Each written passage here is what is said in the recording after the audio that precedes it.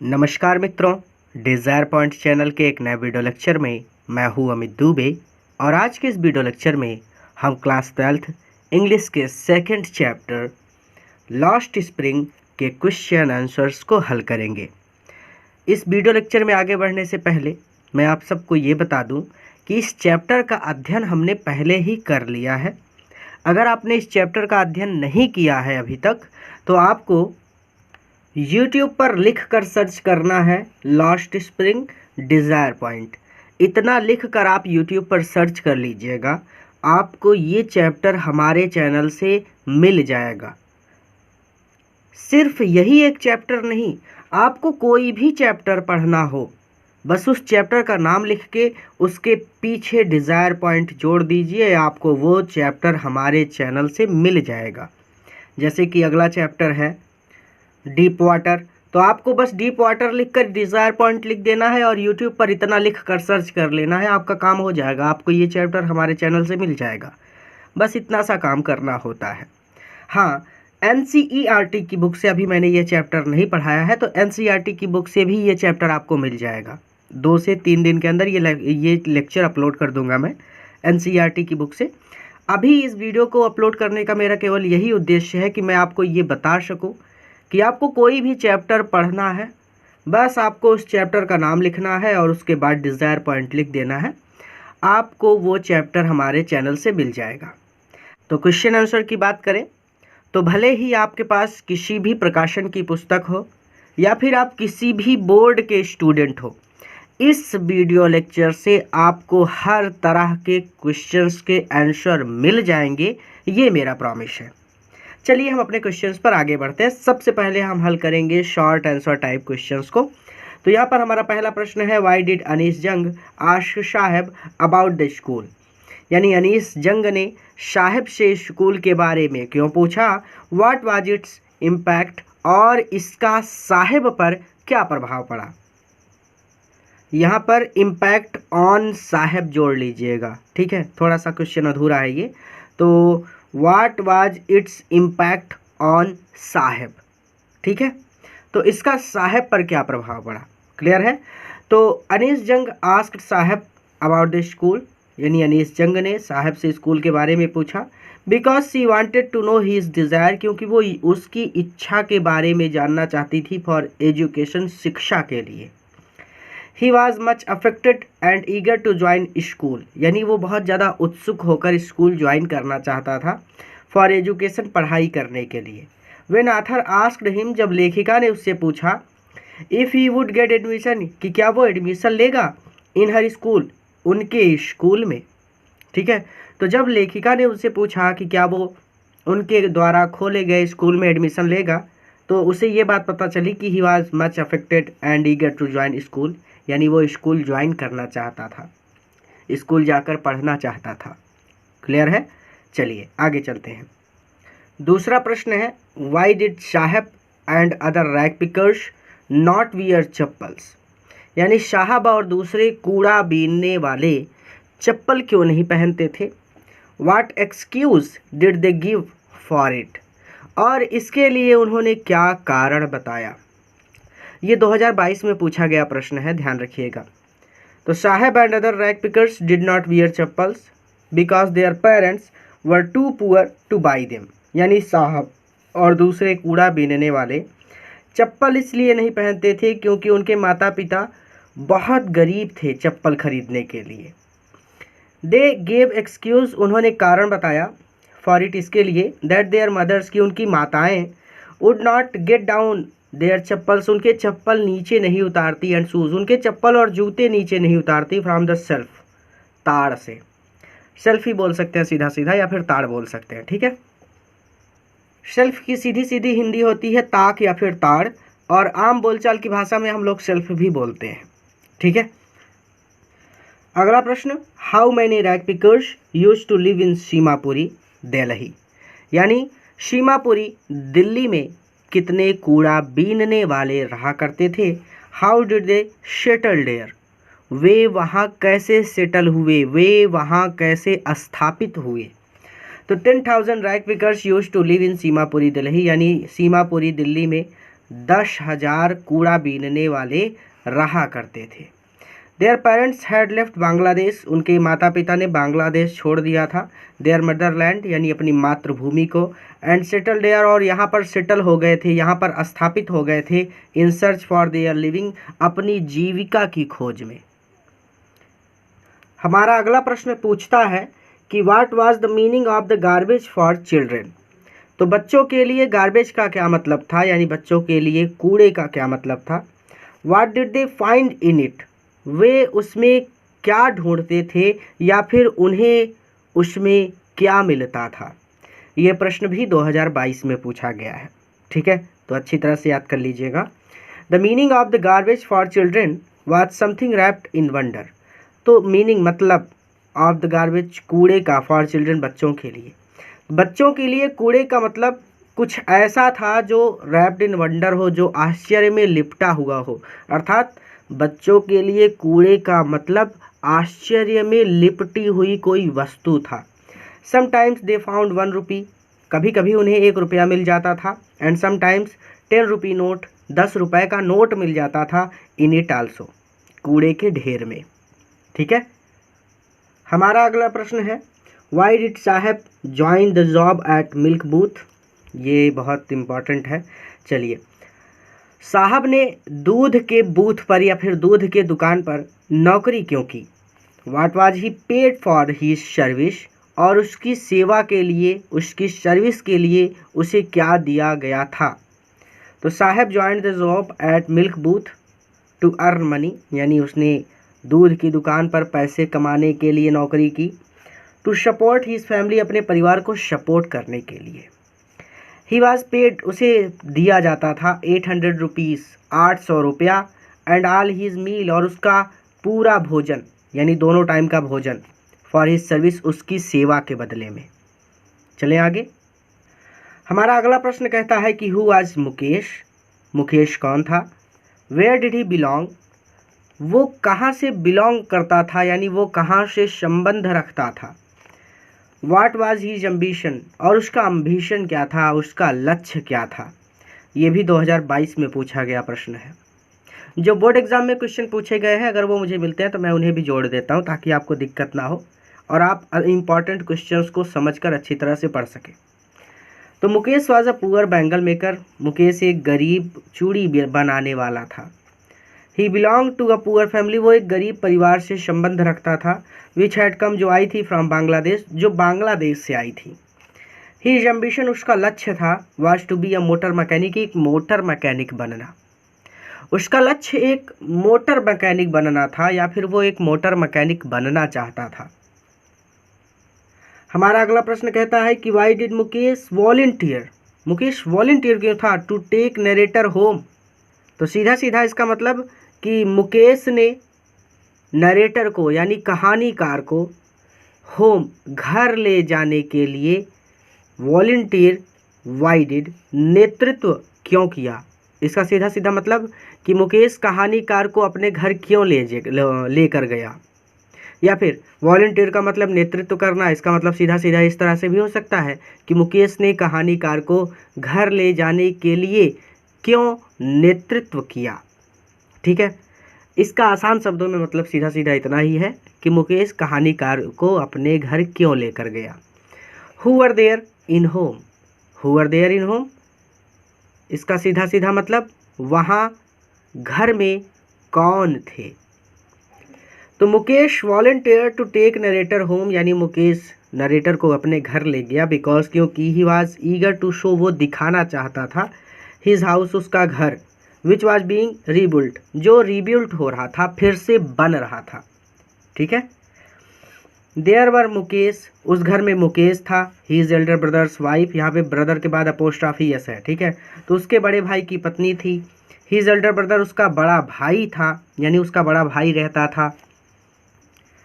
His father, उसके पिता रहते थे। And his grandmother in home, यानी उसकी दादी माँ उस घर में रहते थे।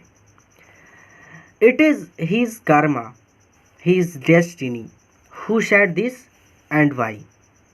तो इट इज़ हिज कर्मा, यह उसका कर्म है, हिज डेस्टिनी, उसका भाग्य, हु सेड दिस, ये किसने, एंड वाई, और क्यों कहा। तो इट इज़ हिज कर्मा, ये उसका कर्म है, हिज डेस्टिनी, उसका भाग्य है, दिस स्टेटमेंट, ये कथन, वाज सेड, कहा गया, बाय मुकेश आस ग्रैंड मदर, मुकेश की दादी माँ के द्वारा, अर्थात मुकेश की दादी ने ये बात कही थी। She had not enough food, उन्होंने कभी भी पर्याप्त भोजन या फिर भरपेट भोजन नहीं किया था, इन ऑल हर लाइफ, अपने पूरे जीवन में, उन्होंने अपने पूरे जीवन में कभी भी भरपेट भोजन नहीं किया था। और एक आप लोग हैं, रोटी नहीं खाना, आज कचौड़ी खाएंगे, भिंडी की सब्ज़ी अच्छी नहीं लगती, उसको बाहर रखिए, दाल भी नहीं खाएंगे, पनीर खाना है, इतने सारे नाटक। तो दुनिया में ऐसे लोग भी हैं जिनके पास खाने के लिए भी नहीं है। तो जब सामने भोजन आए तो बड़ा आनंद लेकर उसका स्वाद लिया करिए, हर चीज़ का जीवन में आनंद लीजिए, क्योंकि बहुत से लोग ऐसे हैं जिनके पास आपके पास जितना है ना उतना भी नहीं है। चलिए आगे चलते हैं। हमारा 9वां प्रश्न है, what does the bangle symbolise. आप देखिए, बैंगल किसका प्रतीक है, यानी चूड़ियाँ किसका प्रतीक है। What is the role of bangle makers of Firozabad, और फिरोजाबाद के बैंगल मेकर्स, चूड़ियाँ बनाने वालों की क्या भूमिका है। तो the bangle symbolise an Indian women suhag, women के बाद अपोस्ट्रोफी यस है, तो वुमेन सुहाग। तो बैंगल चूड़ियाँ प्रतीक हैं भारतीय महिला के सुहाग की। ऑस्पिशियसनेस इन मैरिज, यानी विवाह वगैरह के बाद वो पहनती हैं ये सारी चीज़ें। The role of the bangle makers of Firozabad, Firozabad के चूड़ी बनाने वालों की भूमिका ये है, इज़ वेरी इंपॉर्टेंट, बहुत महत्वपूर्ण है इन इंडिया, भारत में। तो फिरोजाबाद के चूड़ियाँ बनाने वालों की भूमिका भारत में बहुत महत्वपूर्ण है, बिकॉज क्योंकि दे मेक द बैंगल्स, वो चूड़ियाँ बनाते हैं फॉर ऑल इंडियन वुमेन, सभी भारतीय महिलाओं के लिए। हमारा अगला प्रश्न है, why could the bangle makers not organise themselves into a cooperative. Cooperative का मतलब होता है शाहकारी, शाहकारी मतलब साथ मिलकर काम करने वाले। तो बैंगल मेकर्स, चूड़ियाँ बनाने वाले, देमसेल्फ, अपने आप को साथ मिलकर काम करने वालों के रूप में व्यवस्थित क्यों नहीं कर सकते। What do they face if they do, और यदि वे ऐसा करते हैं, इफ दे डू, अगर वो ऐसा करते हैं तो व्हाट डू दे फेस, तो वे किसका सामना करते हैं। तो यहाँ पर कहते हैं bangle makers could not organise themselves into a cooperative, यानी चूड़ियाँ बनाने वाले अपने आप को साथ मिलकर काम करने वाले के रूप में व्यवस्थित नहीं कर सकते, बिकॉज क्योंकि they would be hauled up by police, क्योंकि वो पुलिस के द्वारा हाउल्ड अप किए जाएंगे, दौड़ाए जाएंगे। वैसे तो हाउल्ड अप का मतलब होता है जोर लगाकर खींचना, अर्थात उन्हें परेशान किया जाएगा पुलिस के द्वारा, बीटन, उनको पीटा जाएगा, एंड डायरेक्ट टू जेल, और उन्हें जेल में घसीटा जाएगा, अर्थात उन्हें जेल में बंद कर दिया जाएगा फॉर डूइंग समथिंग इलीगल, कोई इलीगल काम करने के लिए, कोई अपराध करने के लिए। एंड अदर रीज़न, और दूसरा कारण ये है, तो अपराध पहले समझिए कि अपराध करने के लिए अर्थात वो बच्चों से बाल मजदूर कराते हैं। बाल मजदूरी भारत में गैर कानूनी अपराध है, ठीक है। तो जब तक बच्चे बड़े नहीं हो जाते वो काम नहीं करेंगे, ये नियम है हमारे यहाँ का, ठीक है। तो वो इलीगल काम करते हैं एक तरह से, क्योंकि बहुत मजबूर हैं बेचारे, बहुत गरीब हैं। तो जितना सहारा मिलता है, छोटे छोटे बच्चों को भी अपने साथ चूड़ियाँ जोड़ने के लिए बैठा लेते हैं, ठीक है। तो एंड अदर रीज़न, और दूसरा कारण ये भी है that there was no leader, कि कोई लीडर नहीं है अमंग देम, उनमें, उन लोगों में उनका कोई लीडर नहीं है, कोई नेता नहीं है, हु कुड हेल्प देम, जो उनकी मदद कर सके, टू सी थिंग्स डिफरेंटली, चीज़ों को अलग तरह से देखने में। अब कहानी शुरू होती है लॉन्ग आंसर टाइप क्वेश्चंस की, ध्यान से समझिए। पहला प्रश्न, हु वाज साहब, साहब कौन था। What was the plight that compel him to wander in the street of Delhi for rag picking. तो वो क्या प्लाइट थी, वो क्या स्थिति थी जो कंपेल हिम, जो उसे मजबूर करती थी, वांडर इन द स्ट्रीट, गलियों में भटकने के लिए, ऑफ दिल्ली, दिल्ली की, फॉर रैग पिकिंग, कूड़ा बीनने के लिए। अर्थात वो क्या स्थिति थी जो उसको दिल्ली की गलियों में कूड़ा बीनने के लिए, भटकने के लिए मजबूर करती थी। चलेंगे आंसर पर।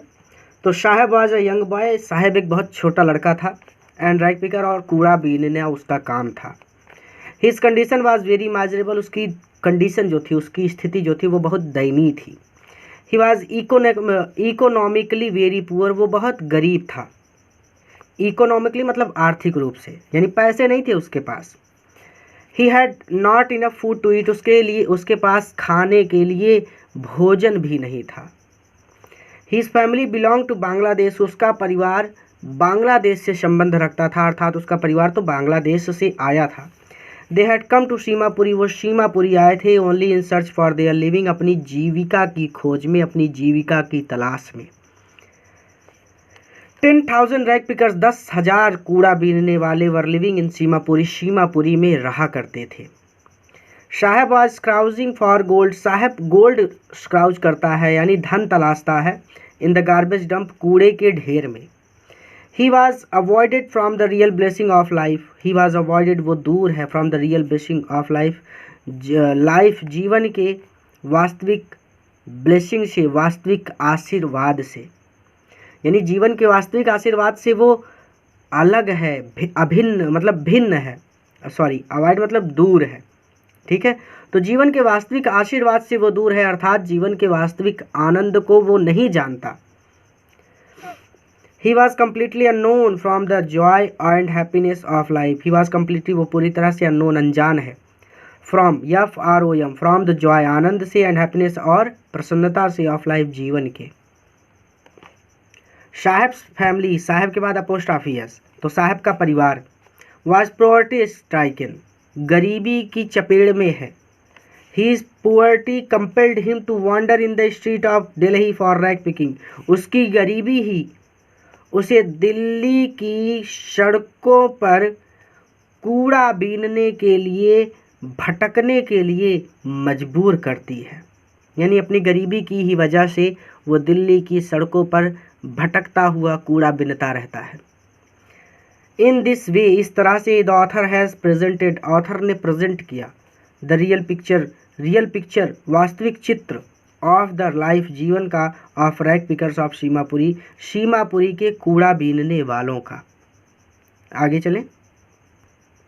चिल्ड्रन लाइक साहब, साहब जैसे बच्चे ऑफ्टन अक्सर गो for private jobs, private jobs पर जाते हैं, निजी नौकरियां करने लगते हैं, प्राइवेट नौकरी करने लगते हैं, ऐसे पढ़ सकते हैं, ठीक है। प्राइवेट जॉब का मतलब होता है निजी नौकरी। इन वेरी स्मॉल एज, बहुत कम उम्र में। तो साहब जैसे बच्चे अक्सर काफ़ी कम उम्र में प्राइवेट नौकरी करने लगते हैं। Is this there final destiny, क्या यही उनका अंतिम हश्र है, या फिर क्या यही उनका अंतिम परिणाम है। How can such situation be over, इस प्रकार की स्थिति से कैसे उबरा जा सकता है, या फिर इस प्रकार की स्थिति से कैसे छुटकारा पाया जा सकता है। Children like Saheb often go for private jobs in very small age, यानी सीधी सीधी बात कि साहब जैसे बच्चे अक्सर बहुत कम उम्र में ही प्राइवेट नौकरी करने लगते हैं। दे कैरी द लोड, वो भार को उठाते हैं, ऑफ रिस्पॉन्सिबिलिटी, जिम्मेदारी के। टू सपोर्ट देयर फैमिली, अपने परिवार को सपोर्ट करते हैं। इन देयर यंग एज, उधर है एज, अपनी बहुत छोटी ही उम्र में वो अपने परिवार को सपोर्ट करने लगते हैं और जिम्मेदारियां उठाते हैं, यहाँ पर है एज, ठीक है। तो देयर पॉवर्टी, उनकी गरीबी, फोर्स देम, उन्हें मजबूर करती है, टू डू हार्ड वर्क, कठिन परिश्रम करने के लिए। इन देयर स्मॉल एज, उनकी छोटी आयु में, उनकी कम आयु में।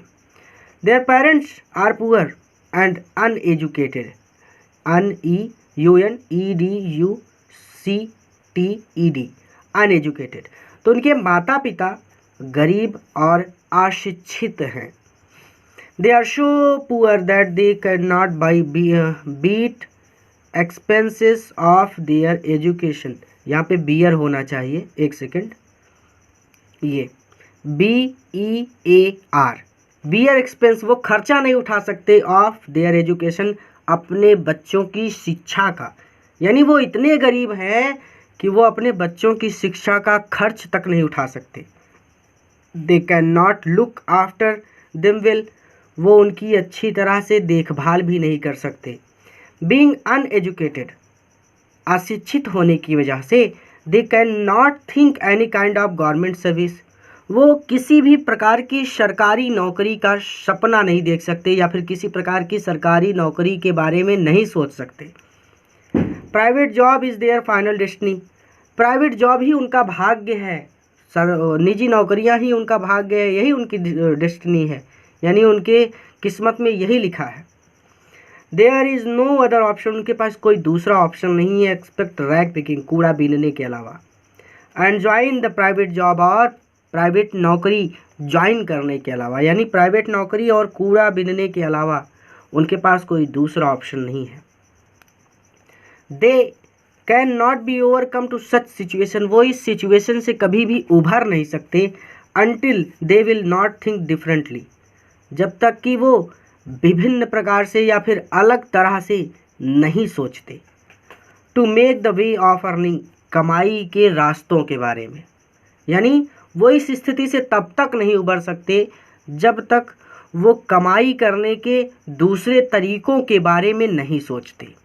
ठीक है, तो उनको दूसरे तरीके ढूंढने होंगे जिनसे उन्हें पैसे मिले, कूड़ा बीनने के अलावा या फिर प्राइवेट जॉब के अलावा। ठीक है, बिजनेस करें।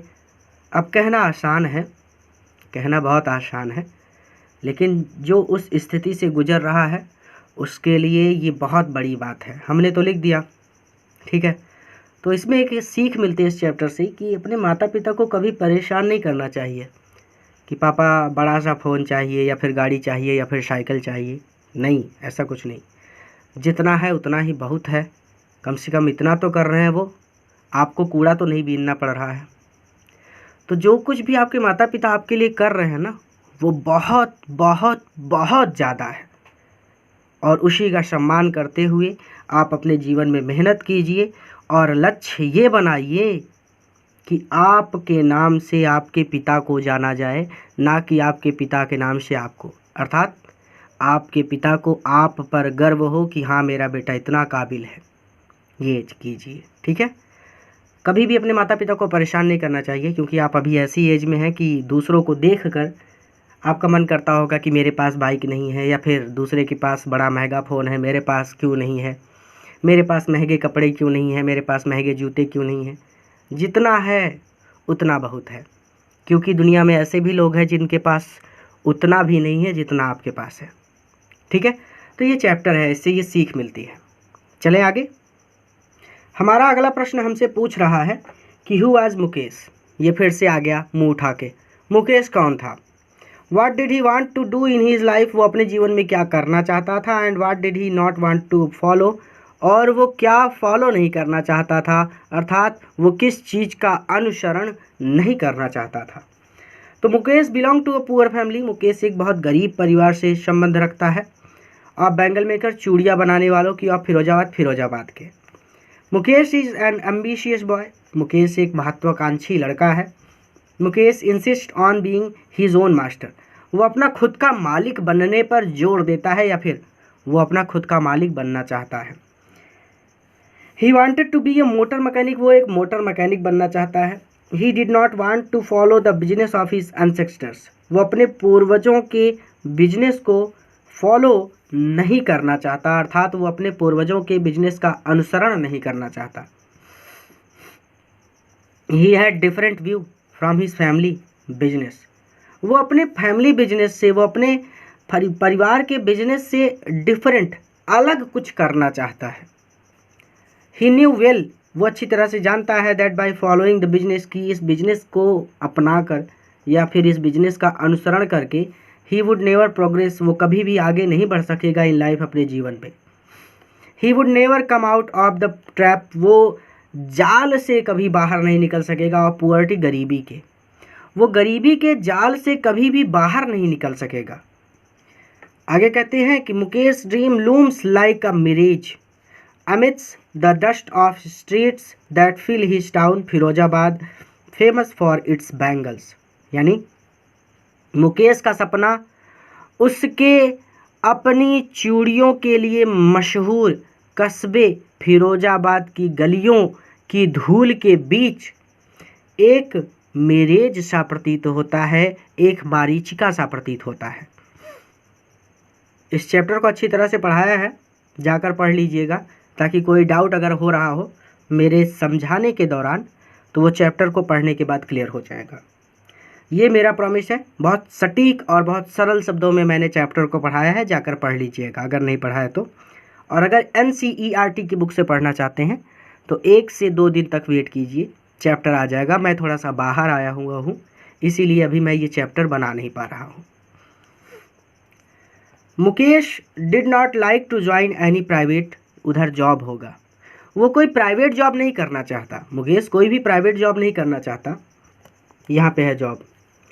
इन दिस वे, इस तरह से, author studied the idea of Mukesh, इस तरह से लेखिका मुकेश के आइडिया को स्टडी करती हैं, यानी समझती हैं या फिर परखती हैं या फिर जांचती हैं या फिर जानती हैं। Mukesh had seen that all members, Mukesh ने देखा है कि all members of his family, की उसके परिवार के सभी लोगों ने वर्क काम किया।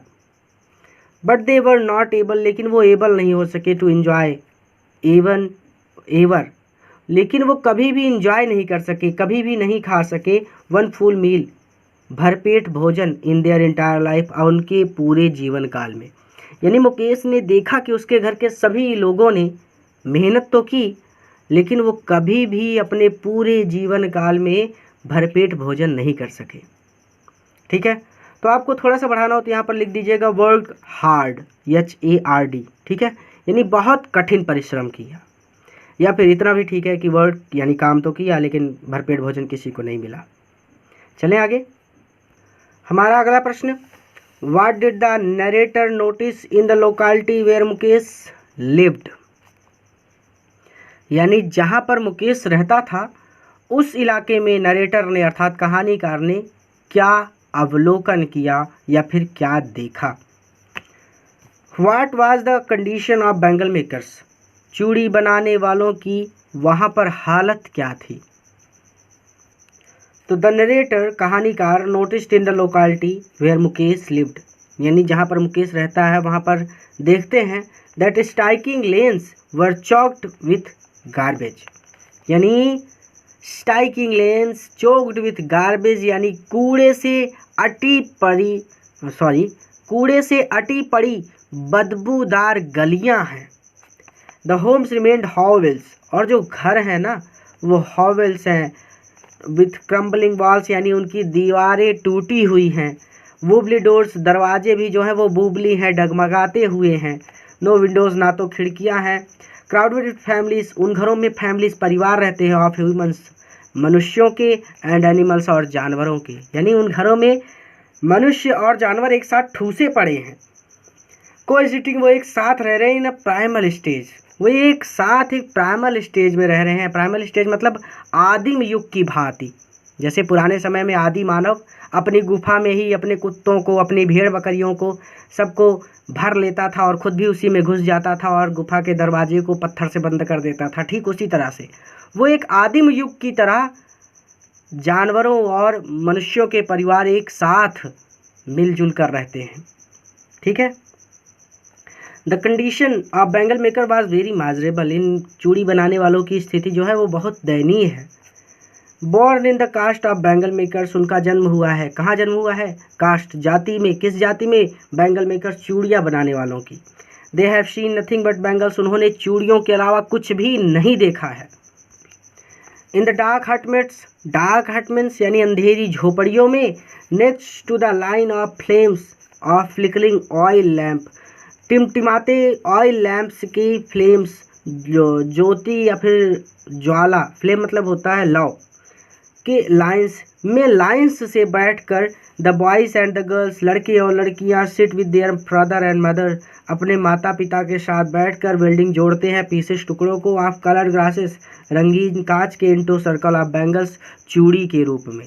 अर्थात सीधे सीधे पूरा जोड़कर ऐसे कहा गया है कि अंधेरी झोपड़ियों में टिमटिमाते तेल के दीपक की लौ की पंक्तियों के आगे लड़के और लड़कियां अपने माता पिता के साथ रंगीन कांच के टुकड़ों को चूड़ियों के वृत्ताकार घेरे पर जोड़ते हुए बैठे रहते हैं। क्लियर? चैप्टर पढ़ लीजिए अगर कोई डाउट है तो। They often ended up losing their eyesight before they become adult. Adult होने से पहले, युवा होने से पहले या फिर जवान होने से पहले, जवान होने का मतलब यहाँ पर सीधा सीधा अडल्ट का मतलब जैसे 25 साल के बाद आदमी हो गया तो एक तरह से वो अडल्ट हो जाता है, एक तरह से परिपक्व हो जाता है, प्रौढ़ हो जाता है। ठीक है, तो अडल्ट जैसे हमारे माता पिता हैं वो अडल्ट हैं। ठीक है, तो उन लोगों को अडल्ट की कैटेगरी में रखा जाता है। आप इस तरह से समझिए कि 30 साल के बाद वो लोग अडल्ट की कैटेगरी में आने लगते हैं। ठीक है, तो अडल्ट होने से पहले, प्रौढ़ होने से पहले ऑफ्टन वो अक्सर ended up losing their eyesight, वो अपनी आँखों की ज्योति खो देते हैं। अर्थात प्रौढ़ होने से पहले ही वो अपनी आँखों का प्रकाश खो बैठते हैं। और in spite of working hard, और कठिन परिश्रम करने के बावजूद they did not earn enough money, वो इतना पैसा नहीं कमा पाते to support their family well, कि वो अपने परिवार को अच्छी तरह से सपोर्ट कर सके। अर्थात बुरी तरह से या फिर कठिन परिश्रम करने के बावजूद वो अपने परिवार की ठीक तरह से देखभाल करने के जितना भी धन नहीं कमा पाते। हमारा अगला प्रश्न है, every other house in Firozabad is engaged in glass industry, यानी फिरोजाबाद में प्रत्येक दूसरा घर कांच इंडस्ट्री यानी कांच उद्योग में लगा हुआ है। इन एवरी अदर यार्ड, हर दूसरे यार्ड में, हर दूसरे आंगन में, there find FINDS the spiral of bangles, चूड़ियों के गुच्छे मिल जाते हैं। Even then the makers remain in miserable condition, और इसके बावजूद चूड़ियाँ बनाने वाले दयनीय हालत में रहते हैं। वाट आर द रीज़न, कारण क्या है? Explain with the suggestion to overcome this situation, इस स्थिति से उबरने के सजेशन, सुझावों के साथ एक्सप्लेन, वर्णन कीजिए। Every other house in Firozabad is engaged in glass industry, यानी फिरोजाबाद में प्रत्येक दूसरा घर कांच उद्योग में लगा हुआ है। In every other yard there finds the spiral of bangles, हर दूसरे आंगन में चूड़ियों के गुच्छे मिल जाते हैं। Even then the makers remain in miserable condition, इसके बावजूद चूड़ियाँ बनाने वाले दयनीय हालत में रहते हैं। बिकॉज, क्योंकि they are exploited by the owners of the industry, क्योंकि उद्योग यानी इंडस्ट्री के मालिकों के द्वारा उनका एक्सप्लॉयटेड किया जाता है, उनका शोषण किया जाता है। They are not paid proper amount, उन्हें पर्याप्त धन नहीं दिया जाता फॉर देयर हार्ड वर्क, उनके कठिन परिश्रम के बदले। They have no other way, उनके पास कोई दूसरा रास्ता नहीं है टू अर्न मनी, पैसे कमाने का। Their poverty compelled them to carry on their business, उनकी गरीबी उन्हें मजबूर करती है कि वो अपना काम जारी रखें, अपना बिजनेस जारी रखें। टू मेक द बैंगल्स, और चूड़ियाँ बनाते रहें। They can overcome this situation, वो इस सिचुएशन से, वो इस स्थिति से उबर सकते हैं। If they think in different way, अगर वो दूसरे तरीक़ों से सोचने लगे। एज मुकेश थिंक्स, जैसे कि मुकेश सोचता है। They should try to come out of the web of poverty, उन्हें कोशिश करनी चाहिए कम आउट, बाहर निकलने के लिए, द वेब जाल से ऑफ पॉवर्टी, गरीबी के, उन्हें गरीबी के जाल से निकलने के लिए प्रयास करने चाहिए। फॉर इट, इसके लिए, दे शुड सी ड्रीम, उन्हें सपने देखने चाहिए ऑफ हाई स्टैंडर्ड, बड़े बड़े, of life and make firm determination, और उन्हें दृढ़ संकल्प करना चाहिए to make their dream in real, अपने सपनों को सच करने के लिए।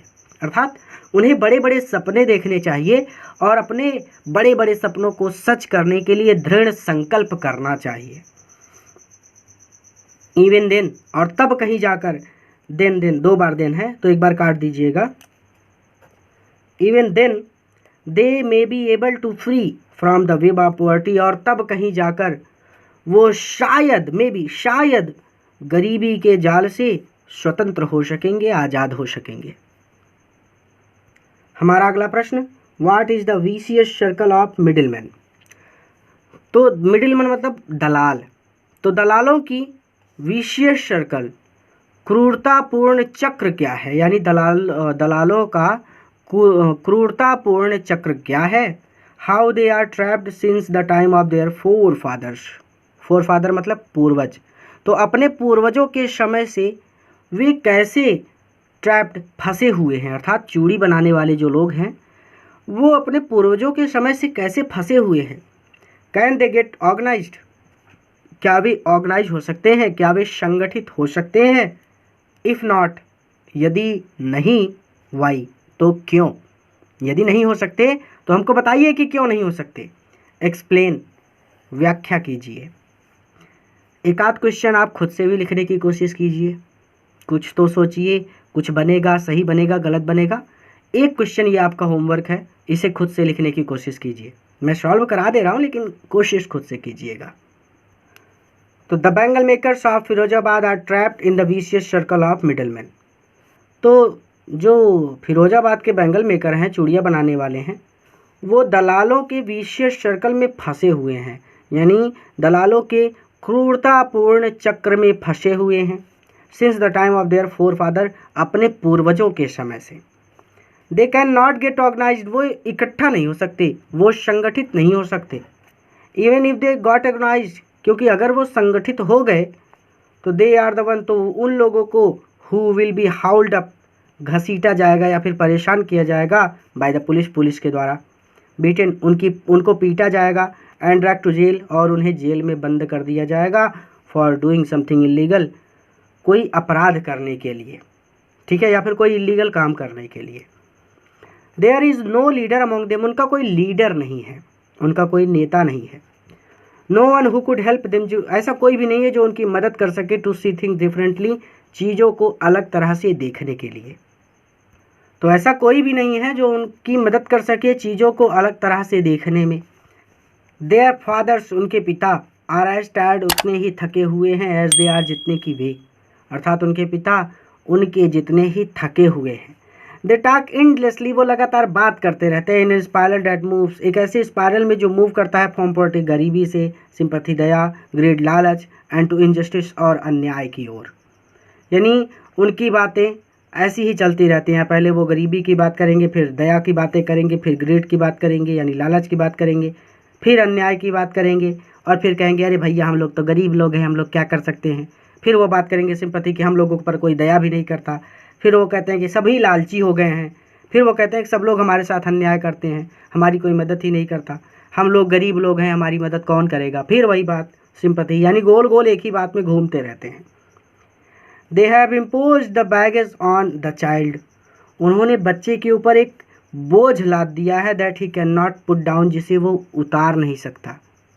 उन लोगों ने बच्चों के ऊपर एक ऐसा बोझ लाद दिया है जिसे वो बच्चा उतार नहीं सकता। यानी बहुत कम उम्र में ही बच्चों को प्राइवेट जॉब पर लगा देते हैं, कोई ना कोई काम सिखा देते हैं, वो कमाने लगते हैं, पढ़ाई लिखाई से उनका दूर दूर तक कोई संबंध नहीं होता। तो उनके माता पिता भी इसमें जिम्मेदार हैं। टू डू एनीथिंग एल्स, कुछ और करना या फिर कोई अलग काम करना, वुड मीन टू डेयर, साहस करने जैसा होगा। एंड डेयरिंग, और साहस, is not part of their growing up, उनकी परवरिश का हिस्सा नहीं है। उनके माता पिता ने कभी भी उन्हें साहस करना नहीं सिखाया, तो साहस उनकी परवरिश का हिस्सा नहीं है, वो बच्चे साहसी नहीं हैं। 10, और इसीलिए दे आर कंपेल्ड, वो मजबूर हैं, to be caught in web of poverty, यानी इसीलिए वो मजबूर होकर पुअर्टी के जाल में, गरीबी के जाल में फंसे पड़े हैं। अर्थात मजबूर होने की वजह से वो लोग गरीबी के जाल में ही फंसे पड़े हैं। तो ये चैप्टर तो यहीं पर कंप्लीट होता है। इसे अपने मित्रों के साथ भी ज़रूर शेयर कीजिएगा ताकि वो भी इससे लाभ ले सकें, और चैनल को ज़रूर सब्सक्राइब करके रखिएगा, क्योंकि अगस्त या फिर सितंबर महीने से हमारा ऐप आ जाएगा। तो ऐप के माध्यम से आपको सभी PDF फ्री में मिल जाएंगे। तो PDF वगैरह को लेने के लिए आप ऐप पर जा सकते हैं और ये सारी डिटेल आपको मिल जाए, इसके लिए चैनल को सब्सक्राइब करके रखिएगा। पूरा वीडियो देखने के लिए धन्यवाद। किसी नए वीडियो लेक्चर में किसी नए चैप्टर के साथ मैं आपसे फिर से मिलूँगा। धन्यवाद।